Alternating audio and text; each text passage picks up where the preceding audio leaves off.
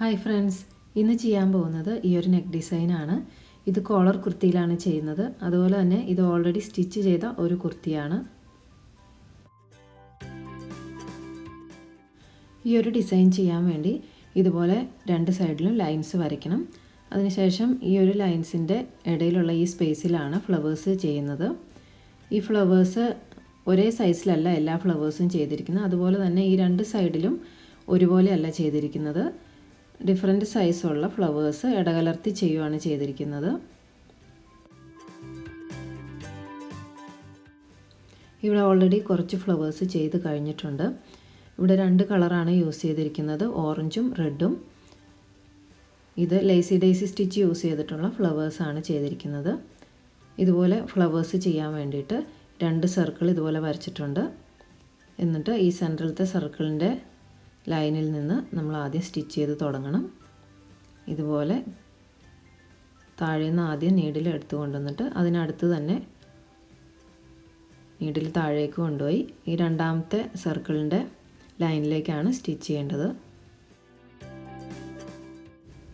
ഇതുപോലെ ഫ്ലവേഴ്സ് ചെയ്യുമ്പം കുറച്ച് വലിയ ഫ്ലവറാണ് ചെയ്യുന്നതെങ്കിൽ സെൻറ്ററിലെ സർക്കിൾ കുറച്ച് വലുതാക്കി കൊടുക്കുന്നതാണ് നല്ലത്. അതല്ലെങ്കിൽ എല്ലാ പെറ്റൽസും കൂടെ സ്റ്റിച്ച് ചെയ്യാനുള്ള സ്പേസ് ഇല്ലാതെ വരും. സെൻറ്ററിൽ ഒരു പോയിൻറ്റിലേക്ക് എല്ലാ പെറ്റൽസും കൂടെ സ്റ്റിച്ച് ചെയ്യുമ്പം അങ്ങനെ ചെയ്താൽ അത് കറക്റ്റായിട്ട് വരത്തില്ല. ചെറിയ ഫ്ലവറാണ് ചെയ്യുന്നതെങ്കിൽ സെൻറ്ററിൽ ഒരു പോയിൻറ്റിലേക്ക് എല്ലാ പെറ്റൽസും കൂടെ സ്റ്റിച്ച് ചെയ്യാൻ പറ്റും. പിന്നെ ഈ ഒരു ഫ്ലവർ ചെയ്യുമ്പം ആദ്യം 4 സൈഡിലും ഓരോ പെറ്റൽസ് ചെയ്ത് കഴിഞ്ഞിട്ട് അതിൻ്റെ ഇടയിൽ ബാക്കിയുള്ള പെറ്റൽസ് ചെയ്യുവാണെങ്കിൽ ഫ്ലവർ കുറച്ചും കൂടെ നീറ്റായിട്ട് ചെയ്തെടുക്കാൻ പറ്റും. അതല്ലാതെ നമ്മളൊരു പോയിൻറ്റിൽ നിന്ന് തുടങ്ങിയിട്ട് എല്ലാ പെറ്റൽസും ചെയ്തു വരുവാണെങ്കിൽ ചിലപ്പം പെറ്റൽസ് ചെരിഞ്ഞു പോകാനുള്ള സാധ്യതയുണ്ട്. ഇതാകുമ്പോൾ 4 പെറ്റൽസ് ആദ്യം ചെയ്തിട്ട് പിന്നെ അതിൻ്റെ ഇടയിലുള്ള ബാക്കി സ്പേസിൽ ബാക്കി വരുന്ന പെറ്റൽസും കൂടെ ചെയ്യുവാണെങ്കിൽ അത് കറക്റ്റായിട്ട് വരും. പിന്നെ ഇങ്ങനെ 4 സൈഡിലേക്കും പെറ്റൽസ് ചെയ്യുമ്പോൾ ഈ സെൻറ്ററത്തെ സർക്കിളിൻ്റെ അടിയിൽ കൂടെ നൂല് പാസ് ചെയ്യുന്നുണ്ട്. അപ്പോൾ നമ്മൾ ഈ ഫ്ലവർ ചെയ്ത് കഴിഞ്ഞിട്ട് സെൻറ്ററിൽ ഫ്രഞ്ച് നോട്ടൊക്കെ ചെയ്യുമ്പം ആ ഒരു നൂല് അവിടെ ഒരു ബുദ്ധിമുട്ടാണെങ്കിൽ ഇങ്ങനെ ചെയ്യേണ്ട ആവശ്യമില്ല. ഒരു സൈഡിൽ നിന്ന് തുടങ്ങിയിട്ട് ഈ സർക്കിളിന് ചുറ്റും തന്നെ പെറ്റൽസ് ചെയ്യാം. ഇതുപോലൊരു ഡിസൈനിൽ ഏത് ഫ്ലവേഴ്സ് വേണമെങ്കിലും നമുക്ക് യൂസ് ചെയ്യാം. ഏത് സ്റ്റിച്ച് യൂസ് ചെയ്തിട്ടുള്ള ഫ്ലവേഴ്സും യൂസ് ചെയ്യാം. സാറ്റിൻ സ്റ്റിച്ചോ അതല്ലെങ്കിൽ റിംഗ് നോട്ടോ ബുളിയൻ നോട്ടോ ഒക്കെ യൂസ് ചെയ്തിട്ടുള്ള ഫ്ലവേഴ്സ് ഇതുപോലെ ചെറുതും വലുതും ഫ്ലവേഴ്സ് ഇടകലർത്തി ചെയ്താൽ മതി. ഇതിപ്പോൾ ഏറ്റവും ഈസി ആയിട്ട് ചെയ്യാൻ വേണ്ടിയിട്ടാണ് ലേസി ഡേസി സ്റ്റിച്ച് യൂസ് ചെയ്തത്.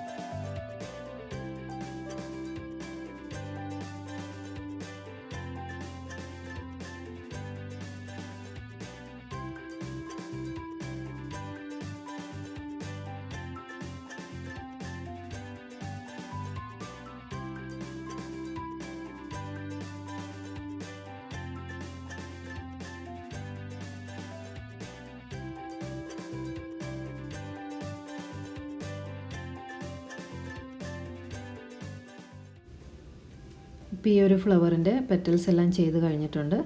ഇനി സെൻറ്ററിൽ ഫ്രഞ്ച് നോട്ടാണ് ചെയ്യേണ്ടത്. അതിന് വേണ്ടിയിട്ട് ഒരു ഗോൾഡൻ കളറ് ത്രെഡാണ് യൂസ് ചെയ്യുന്നത്. ഹാൻഡ് എംബ്രോയ്ഡറി ത്രെഡ് തന്നെയാണ്.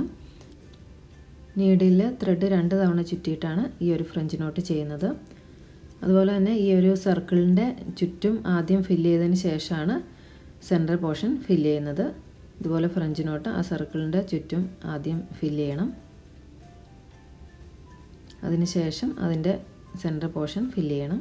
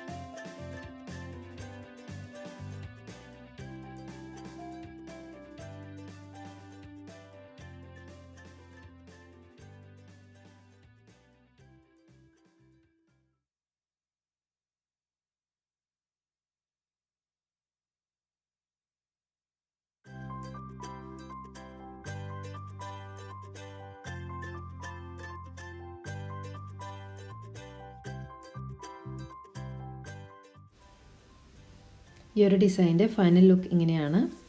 ഇത് എല്ലാവർക്കും സിമ്പിളായിട്ട് ചെയ്യാൻ പറ്റുന്ന ഒരു ഡിസൈനാണ്.